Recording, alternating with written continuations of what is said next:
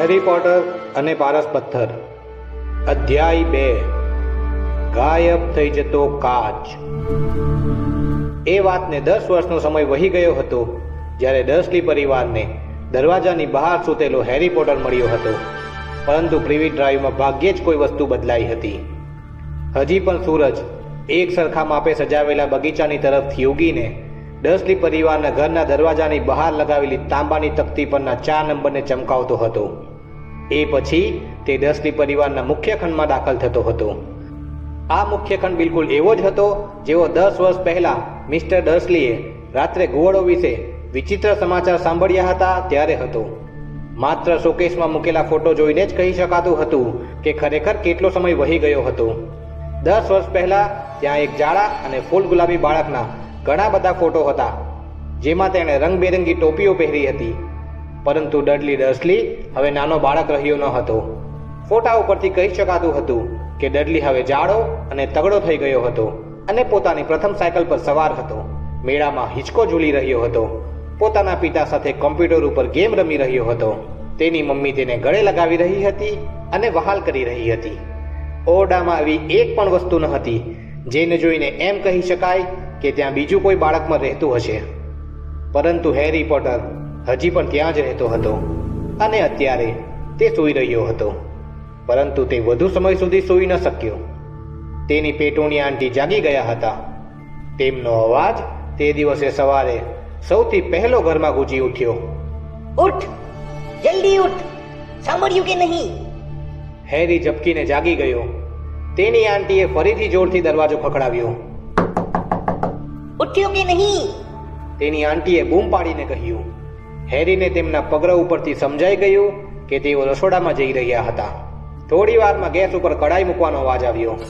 હેરીએ પડખું ફેરવ્યું અને એ સપનું યાદ કરવાનો પ્રયત્ન કરવા લાગ્યો જે તે ઉઠતા પહેલા જોઈ રહ્યો હતો। સપનું ખૂબ જ સુંદર હતું, જેમાં એક મોટરસાયકલ હવામાં ઉડી રહી હતી। તેને મનમાં એવો આભાસ થઈ રહ્યો હતો કે તે આ સપનું પહેલા પણ જોઈ ચૂક્યો હતો।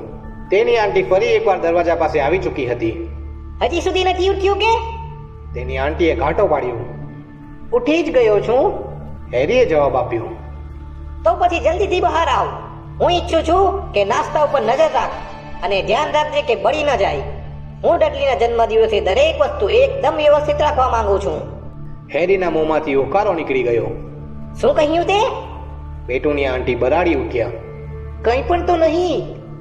ડડલીનો જન્મદિવસ તે કઈ રીતે ભૂલી ગયો હતો? હેરી ધીમેથી પલંગની બહાર નીકળ્યો અને પગમાં પહેરવાના મોજા શોધવા લાગ્યો। એક મોજામાં કરોળિયો હતો, જેને બહાર કાઢીને તેણે મોજા પહેરી લીધા। હેરીને કરોળિયાઓ સાથે રહેવાનો ખાસો અનુભવ હતો, કારણ કે દાદરની નીચે બનાવેલા કબાટમાં ઘણા બધા કરોળિયાઓ હતા જ્યાં હેરી સૂતો હતો। જ્યારે તેણે કપડાં બદલીને પહેરી લીધા તો દિવાનખંડ પાસે થઈને રસોડામાં ગયો। ડડલીના જન્મદિવસના ઉપહારોની નીચે ટેબલ સંપૂર્ણપણે ઢંકાઈ ગયું હતું। એવું લાગતું હતું કે ડડલીને જે કોમ્પ્યુટર જોઈતું હતું તે મળી ગયું હતું, સાથે સાથે તેને એક બીજું ટીવી પણ મળી ગયું હતું અને રેસિંગ બાઇક પણ। ડડલીને રેસિંગ બાઇક શા માટે જોઈતી હતી તે હેરી માટે એક રહસ્ય હતું, કેમ કે ડડલી ખૂબ જ જાડો હતો અને કસરત કરવામાં માનતો ન હતો જ્યાં સુધી એમાં કોઈને મુક્કો મારવો સામેલ ન હોય। ડડલીની મનપસંદ મુક્કા મારવાની જગ્યા હેરીનું નાક હતું। જો કે હેરી પકડમાં ભાગ્યે જ આવતો હતો। હેરી દેખાતો ન હતો પણ ખૂબ જ હોશિયાર હતો। કદાચ અંધારા કબાટમાં રહેવાના કારણે હેરી તેની ઉંમરના બાળકો કરતાં પાતળો અને નાનો રહી ગયો હતો। હંમેશા ડડલીના મોટા અને ઢીલા કપડાં પહેરવાના કારણે તે જેટલો પાતળો અને નાનો હતો તેના કરતાં પણ વધુ નાનો દેખાતો હતો, કારણ કે ડડલી તેના કરતાં 4 ગણો તગડો હતો। હેરીનો ચહેરો પાતળો, ગાંઠદાર ઘૂંટણ, કાળા વાળ અને ચમકદાર લીલા રંગની આંખો હતી। હેરી ગોળાકાર ચશ્મા પહેરતો હતો, જેના ઉપર ઘણી બધી સેલોટેપ લગાવેલી હતી, કેમ કે ડડલી અવારનવાર તેના નાક ઉપર મુક્કો મારતો રહેતો હતો।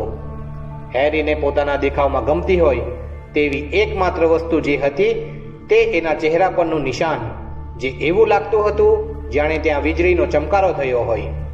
જ્યારથી તે સમજતો થયો ત્યારથી તે આ નિશાનને જોતો આવ્યો હતો। તેને એ યાદ હતું કે જ્યારથી તે થોડો સમજદાર થયો ત્યારે સૌથી પહેલો સવાલ જે તેણે પેટુનિયા આંટીને પૂછ્યો હતો તે એ હતો કે તેના માથા ઉપર આ નિશાન ક્યાંથી આવ્યું। કાર અકસ્માતમાં જેમાં તારા માતા પિતા મૃત્યુ પામ્યા હતા. તેમણે કહ્યું. અને હા, સવાલ પૂછવા નહીં. સવાલ પૂછવા નહીં આ ડર્સલી પરિવારમાં શાંતિપૂર્ણ જીવન જીવવાનો પહેલો નિયમ હતો.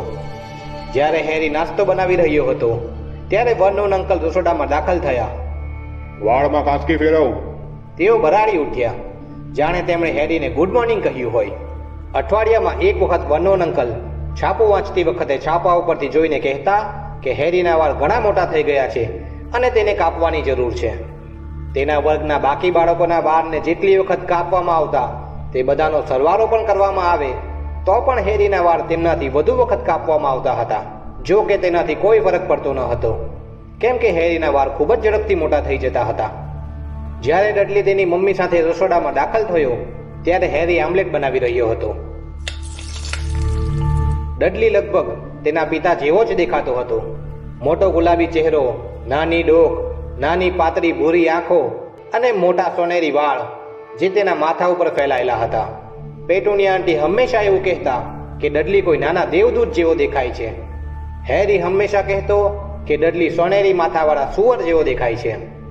હેરીએ આમલેટ અને નાસ્તાની થાળીને ટેબલ ઉપર રાખી દીધી. આ કામ ઘણું મુશ્કેલ હતું, કેમ કે ટેબલ ઉપર જગ્યા બચી ન હતી.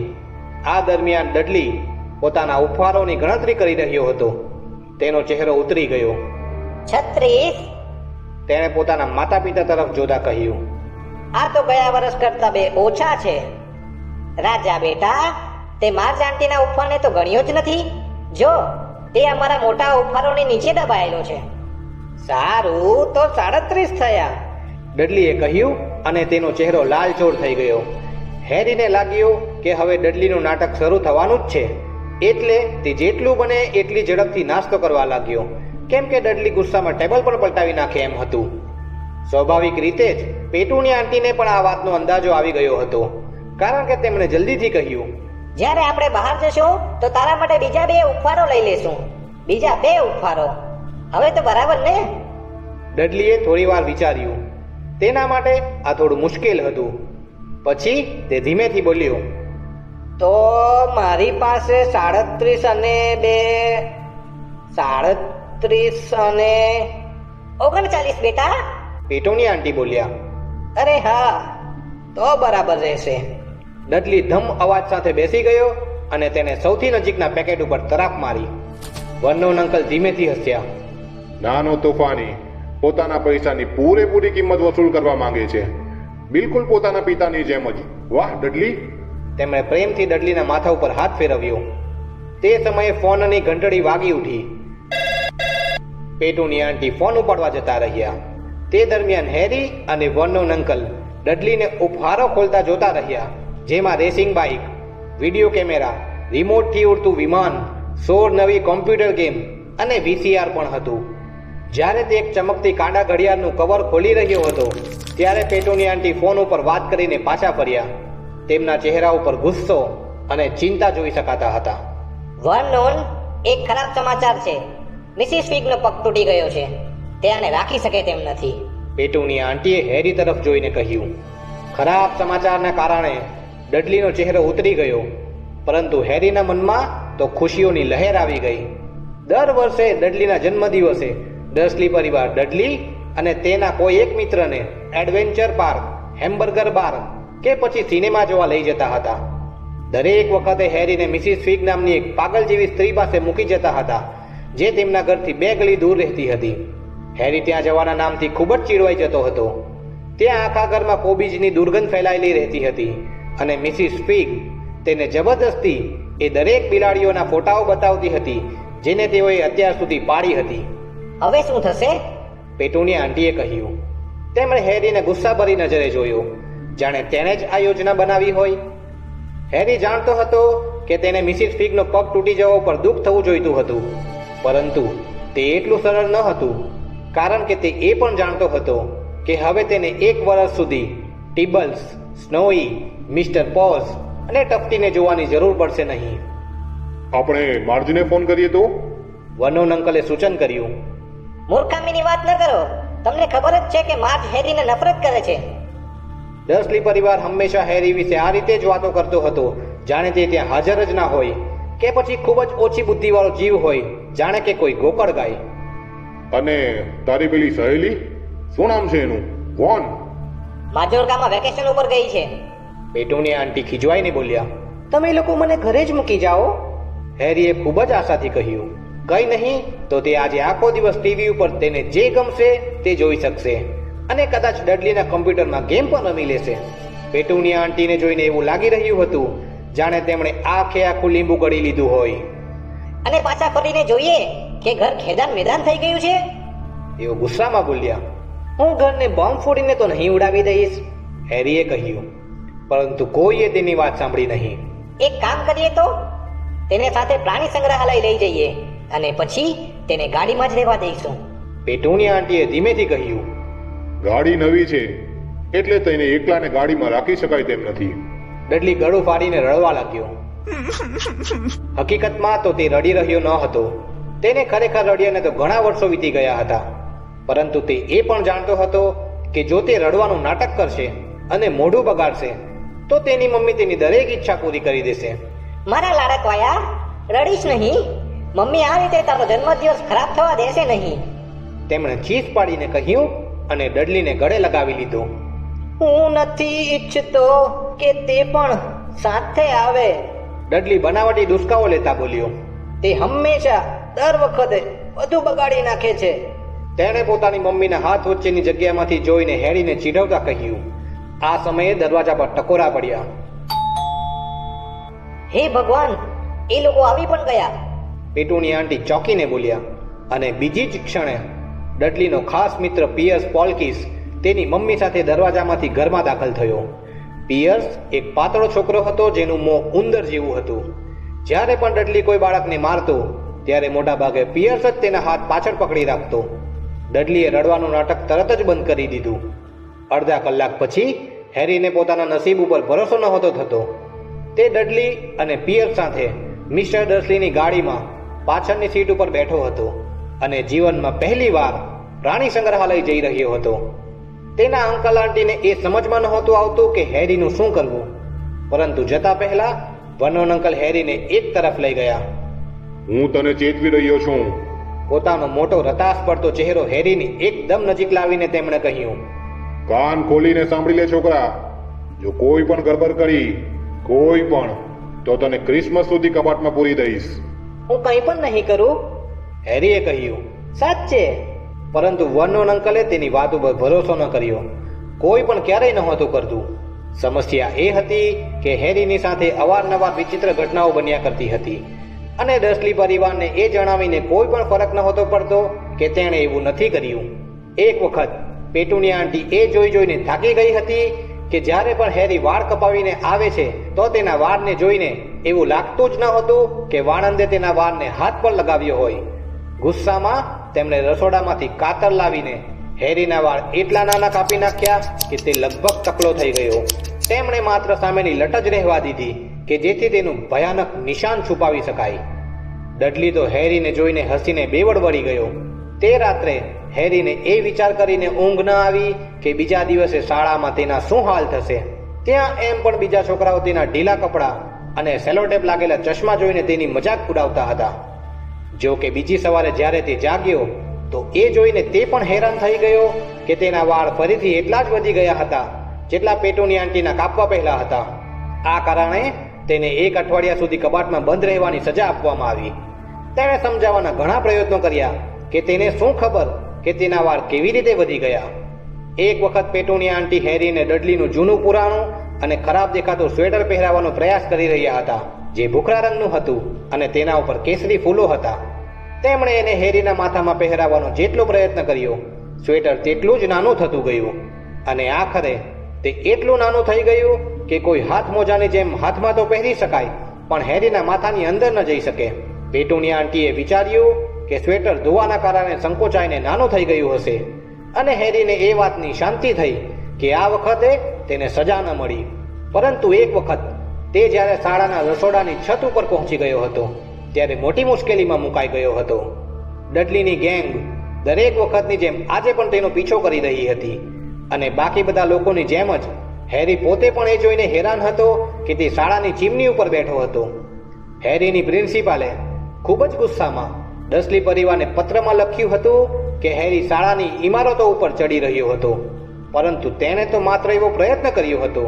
અને આ વાત તેણે ડસલી પરિવારને કબાટના બંધ દરવાજા પાછળથી બૂમો પાડીને કહી હતી કે તે રસોડાની બહાર રાખેલી મોટી કચરાપેટીની પાછળ છલાંગ લગાવી દે. હેરી વિચારી રહ્યો હતો કે અચાનક આવેલા પવનના સપાટાએ તેને અધવચ્ચેથી જ ઉપર ઉઠાવી લીધો હશે, પરંતુ આજે કોઈ પણ ગડબડ થશે નહીં. ડડલી અને પિયર સાથે આખો દિવસ વિતાવવો પણ ખૂબ જ મોટી વાત હતી. જો એ જગ્યા શાળા, કબાટ કે પછી કોબીજની દુર્ગંધથી ભરેલું મિસિસ ફિગનું ઘર ન હોય. ગાડી ચલાવતી વખતે વર્નોન અંકલ પેટુનિયા આંટીની સામે બધાનું ખોદી રહ્યા હતા. ખોદવું એ તેમનો મનપસંદ શોખ હતો. ઓફિસના લોકો હેરી, મ્યુનિસિપાલિટી અને હેરી, બેંક અને હેરી, આ તેમના પ્રિય વિષયો હતા. આજનો વિષય હતો મોટરસાયકલ. જ્યારે એક મોટરસાયકલ તેમની ગાડીની આગળ નીકળી ગઈ તો તેઓ બોલી ઉઠ્યા, જુવાન આવારા લોકો એકદમ આંધળની માફક ગાડી ચલાવે છે. મેં સપનામાં એક મોટરસાયકલ જોઈ હતી. હેરી બોલ્યો. તે ઉડી રહી હતી. વર્નોન અંકલે આગળની કારમાં લગભગ ટક્કર મારી દીધી. તેઓ પોતાની સીટની પાછળ ફર્યા અને હેરીની તરફ જોઈને બરાડી ઉઠ્યા. અને આ સમયે તેમનો ચહેરો મૂછવાળા મોટા છછુંદર જેવો દેખાઈ રહ્યો હતો. મોટરસાયકલ ઉડી નથી શકતી. ડડલી અને પિયર્સ ખીખી કરવા લાગ્યા. હું જાણું છું કે મોટરસાયકલ ઉડી નથી શકતી, હેરીએ કહ્યું. એ તો માત્ર એક સપનું હતું. પરંતુ તે વિચારી રહ્યો હતો કે જો તેણે આવું ન કહ્યું હોત તો સારું.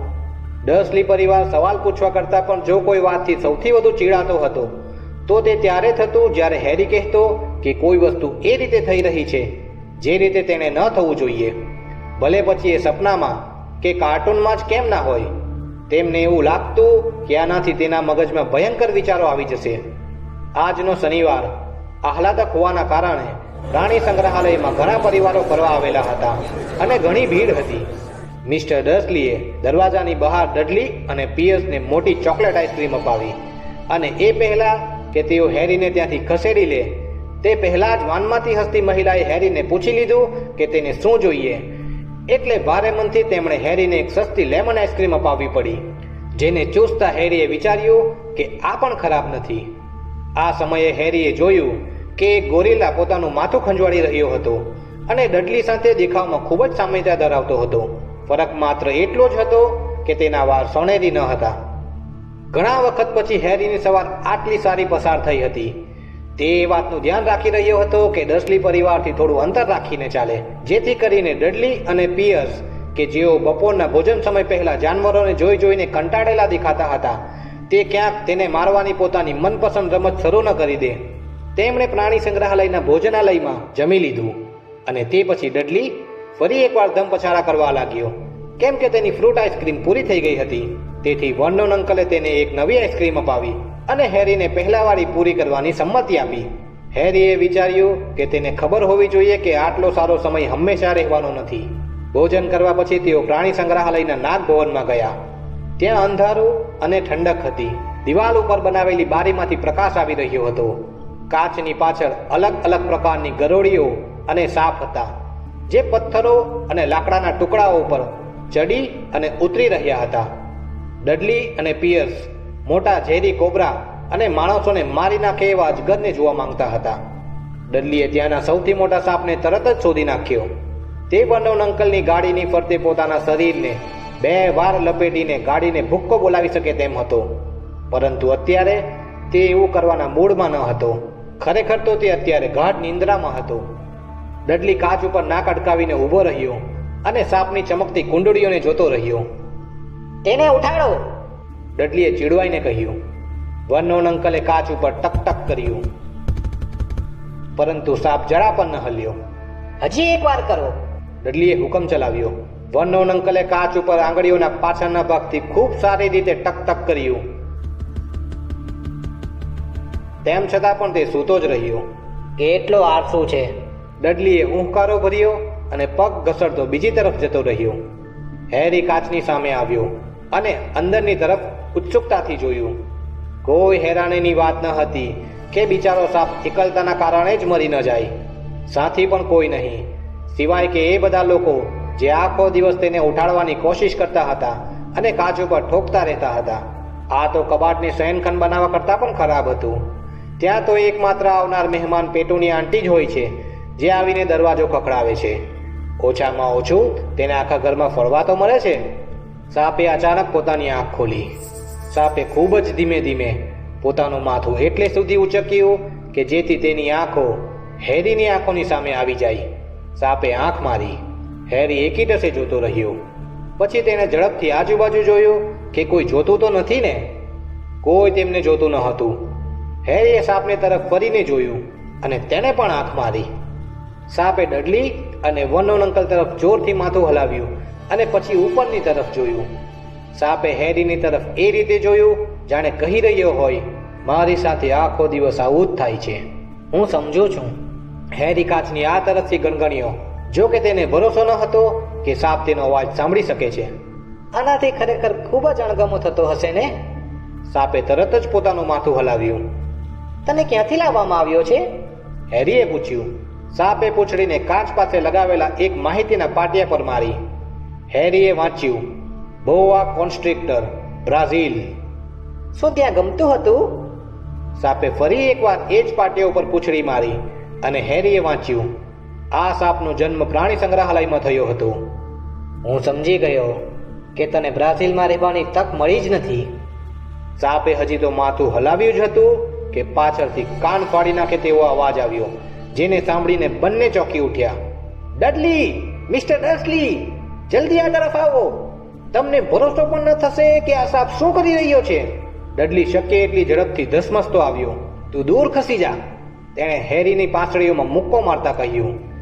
અચાનક થયેલા હુમલાના કારણે ડઘાયેલો હેરી સિમેન્ટના તળિયા ઉપર જોરથી પટકાયો. એ પછી જે પણ બન્યું તે એટલી ઝડપથી બન્યું કે કોઈ પણ સરખી રીતે જોઈ શક્યું નહીં. એક ક્ષણ પહેલા તો પિયર્સ અને ડડલી કાચને ટેકવીને ઊભા હતા અને બીજી જ ક્ષણે તેઓ બૂમો પાડતા ચોંકી પડ્યા. હેરી બેસી ગયો અને હાંફવા લાગ્યો. સાપની સામેનો કાચ ગાયબ થઈ ગયો હતો. સાપ હવે ઝડપથી કુંડળીઓ ખોલી રહ્યો હતો અને જમીન ઉપર સરકી રહ્યો હતો. આખા નાગભવનમાં લોકો ચીસો પાડવા લાગ્યા અને દરવાજા તરફ ભાગવા લાગ્યા. જ્યારે સાપ તેની પાસેથી ફૂફકારતો પસાર થયો તો હેરી કસમ ખાઈને કહી શકતો હતો કે સાપે ધીમા અવાજમાં કહ્યું હતું, બ્રાઝિલ, હું આવી રહ્યો છું. ધન્યવાદ મિત્ર. નાગભવનનો ચોકીદાર આઘાતમાં હતો. કાચ! તે વારંવાર કહી રહ્યો હતો. કાચ ક્યાં ગયું? પ્રાણી સંગ્રહાલયના મેનેજરે પોતાના હાથે કડક મીઠી ચા બનાવીને મિસિસ ડર્સલીને આપી અને તે વારંવાર માફી માંગતો રહ્યો. પિયર્સ અને ડડલી લવારા કરી રહ્યા હતા. જ્યાં સુધી હેરીએ જોયું હતું, સાપે કંઈ જ કર્યું ન હતું. તેણે તો આ લોકો પાસેથી પસાર થતી વખતે તેની પૂંછડીને મસ્તીમાં પગ પાસે મારી હતી. પરંતુ જ્યારે તેઓ વર્નોન અંકલની ગાડીમાં પાછા ફર્યા તો ડડલી બધાને કહી રહ્યો હતો કે સાપે તેના પગમાં લગભગ બચકું ભરી જ લીધું હતું અને પિયર્સ કસમ ખાઈ રહ્યો હતો કે સાપે તેને દબાવી રાખીને મારવાનો પ્રયત્ન કર્યો હતો. હેરી માટે સૌથી ખરાબ વાત તો એ હતી જે પિયર્સે કહી હતી. જ્યારે પિયર્સ એટલો શાંત થઈ ગયો કે બરાબર બોલી શકે તો તેણે બધાની સામે કહ્યું, હેરી સાપ સાથે વાત કરી રહ્યો હતો, બરાબર ને હેરી? વર્નોન અંકલ ત્યાં સુધી ચૂપ રહ્યા જ્યાં સુધી પિયર્સ તેમના ઘરેથી જતો ન રહ્યો. એ પછી તેમનો ગુસ્સો ફાટી નીકળ્યો. તેઓ એટલા ગુસ્સામાં હતા કે તેમના મોંમાંથી માંડ શબ્દો નીકળ્યા. તેઓ માત્ર એટલું જ બોલી શક્યા, કબાટમાં જા, ત્યાં જ રહેજે, ખાવાનું પણ બંધ. આટલું બોલીને તેઓ ખુરશીમાં બેસી પડ્યા અને પેટુની આંટીએ દોડીને તેમના માટે બ્રાન્ડીનો એક મોટો ગ્લાસ લાવવો પડ્યો. હેરી મોડે સુધી અંધારા કબાટમાં બેસી રહ્યો. તે વિચારી રહ્યો હતો કે તેની પાસે ઘડિયાળ હોત તો સારું. તેને ખબર ન હતી કે કેટલા વાગ્યા હતા અને એટલે તે પૂરા વિશ્વાસથી એ ન કહી શકે કે ડર્સલી પરિવાર સૂઈ ગયો હશે કે નહીં. જ્યાં સુધી તેઓ સૂઈ ન જાય ત્યાં સુધી તે રસોડામાં જઈને સંતાઈને ખાવાનું જોખમ ઉઠાવી શકે નહીં. ડર્સલી પરિવાર સાથે રહેતા તેને 10 વર્ષ થઈ ગયા હતા. 10 દુઃખ ભર્યા વર્ષો, જ્યાં સુધી તેને યાદ હતું. તે નાનપણથી જ અહીં રહી રહ્યો હતો. જ્યારથી તેના માતા પિતાનું કાર અકસ્માતમાં મૃત્યુ થયું હતું તેને તો યાદ પણ ન હતું કે એ ઘટના વખતે તે પણ ગાડીમાં હતો કે નહીં. ઘણી વખત તે જ્યારે કબાટમાં વધુ સમય પસાર કરતી વખતે પોતાની યાદશક્તિને કસતો ત્યારે તેને એક અજીબ દ્રશ્ય દેખાતું હતું. આંખોને ભેદી નાખતો લીલો પ્રકાશ અને માથામાં ખૂબ જ દુખાવો. તેણે એવું માની લીધું હતું કે આ જ અકસ્માત હતો. જો કે તેને એ સમજાતું ન હતું કે આટલો બધો લીલો પ્રકાશ ક્યાંથી આવ્યો. તેને પોતાના મા બાપનો ચહેરો સુદ્ધા યાદ ન હતો. તેના અંકલ આંટી તેમના વિશે ક્યારેય વાત કરતા ન હતા. ઉપરથી સવાલ પૂછવાની તો પહેલાથી જ મનાઈ હતી. ઘરમાં તેમનો એક પણ ફોટો ન હતો.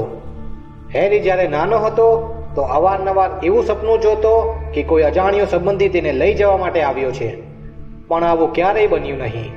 ડર્સલી પરિવાર સિવાય તેનું બીજું કોઈ સગું નહોતું. પરંતુ ઘણીવાર તેને એવું લાગતું કે પછી કદાચ તેના મનનો વહેમ પણ હોય કે રસ્તા પર જતા અજાણ્યા લોકો તેને ઓળખતા હતા. તેઓ ઘણા અલગ જ દેખાવના હતા.